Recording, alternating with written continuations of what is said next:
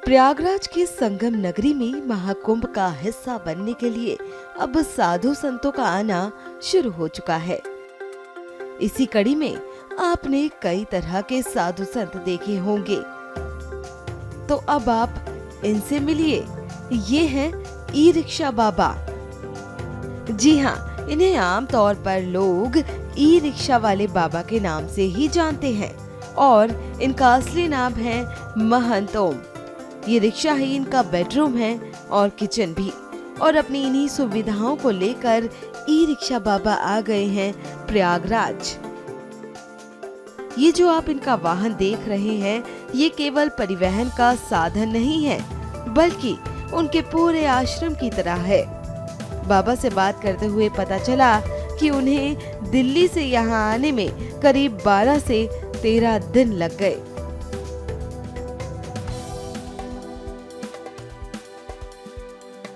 हम वो यहाँ से दिल्ली से यहाँ आने में करीब 12-13 दिन लग गया। आते हुए अगर रास्ते में कहीं थोड़ा चार्ज भी करा लिया, और दिन रहने पर गाड़ी चलती रहती है। थोड़ा धीमी चाल की गाड़ी भी है और धीमा चाल भी रखते हैं। अपना चलते हुए आते हैं, आराम से जहीं हुआ खाना खाया, फिर आगे बढ़े, फिर आए, फिर पढ़े। और कहीं इच्छा हुआ रुक करके कि यहीं पढ़ें लिखें, या कुछ नई सोच आ गया तो वहाँ लिखते भी हैं। इसमें क्या क्या है आपके इस गाड़ी में? इसमें हमारा सारा बिछावन है, गाड़ी का सब सामान है, हमारा सारा सामान रहता है, और इसमें और कोई कुछ नहीं। क्या क्या करते हैं इसी गाड़ी में आप? अपना पढ़ते भी है, लिखते भी है। कहीं अगर कोई आदमी रोने वाला आ जाता है, जैसे कोई मरने वाला है, कोई मर भी रहा है, तो उसको बचा भी देते हैं। ये नहीं है कि नहीं बचा देते हैं, खाना पीना भी इसी में होता है? हाँ, खाना पीना भी इसी में होता है।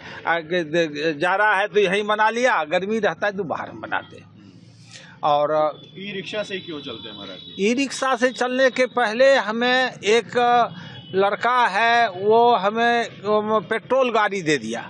उसमें 2000 से 2200 रुपया पर डे खर्चा हो जाता था, और उस पर कहीं कुछ गड़बड़ी हुआ तो 1500 मांग देता था। वो पुराना, हम तो एक तो घर द्वार त्याग करके साधु बना, उसमें अगर ठग या चोरी या गलत की बात उठता है तो साधुता पर वो क्लेम लगता है कि नहीं, ये गाड़ी नहीं रखे। तो उसके बाद अजय नासे वर्मा नाम का एक लड़का है, उसने हमको दे दिया गैस वाला गाड़ी। तो उसमें भी मैंने 1200 का लगभग दिन में खर्चा बैठे। हालांकि वही खर्चा दे देता था उस टाइम, कहे कि देखो अजय, ये हम लेकर क्या करेंगे, गाड़ी तो तुम दे देगा, खर्चा कौन देगा ये रोज का, ये रखो, हम नहीं ले गई। तब जा कर के हम लोग वहीं पर पूजा यमुना किनारे में करते थे। एकाएक वहाँ से लखनऊ से वो फोन आया कि आपके लिए ई रिक्शा रखे हैं, लीजिएगा कि जहाँ लाओ तब तो अच्छा होगा। वहीं गए, वही बना दिया। किसी ने प्लेट दान किया, किसी ने कुछ दान किया, और ई रिक्शा ये करके हम लोग करिए। हाँ, ये ठीक है, लेकिन इसमें क्या है, इसका 3 फीट चौड़ाई है। सोते कैसे हैं महाराज? इसमें भीतर लंबा है, हम जितना चाहिए हमें 6 फीट के लगभग हैं, तो इसमें 1 फीट बच ही जाता है। कोई सोने में एक आदमी कोई प्रॉब्लम नहीं है, 2 आदमी का जगह नहीं है। दिक्कत कोई अगर वैसे इमरजेंसी आ जाए तो दिक्कत हो जाता है, अन्यथा 1 आदमी में कोई प्रॉब्लम। दिनचर्या क्या होती है महाराज? हमारी दिनचर्या इसी पर खाना भी बनाया, पूजा भी किया, ध्यान किया, जहाँ रहते हैं वहाँ पर किया। जैसे यहाँ है तो गंगा में जाकर स्नान के जब हुआ गए, निकल करके स्नान कर करके भगवान का ध्यान किया। यहाँ इस पर आकर के अपना रहे, पूजा किए, ध्यान कीजिए, यही ना होगा।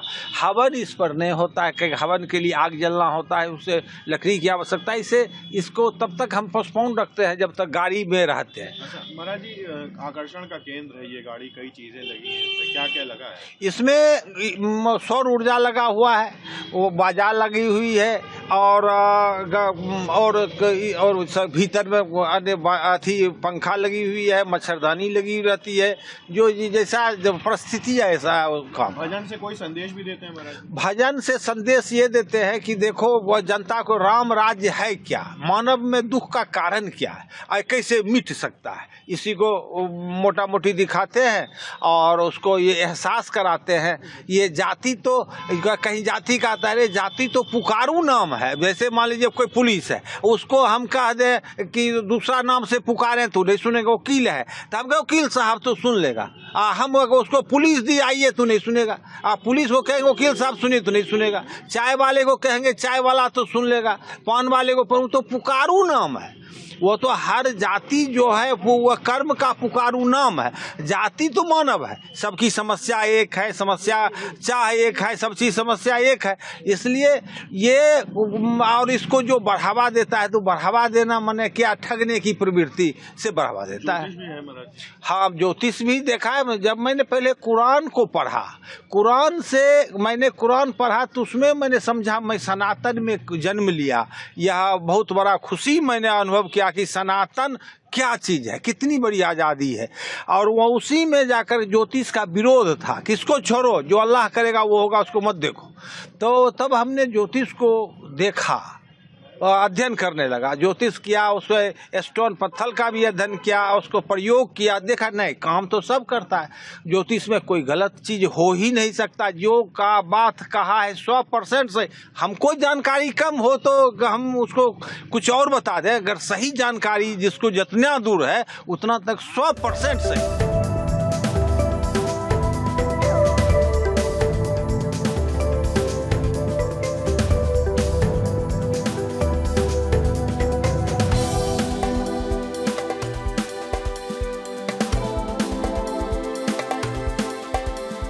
न्यूज नेशन अब व्हाट्सएप पर खबरों के ताजा अपडेट के लिए न्यूज नेशन के इस QR कोड को स्कैन करें।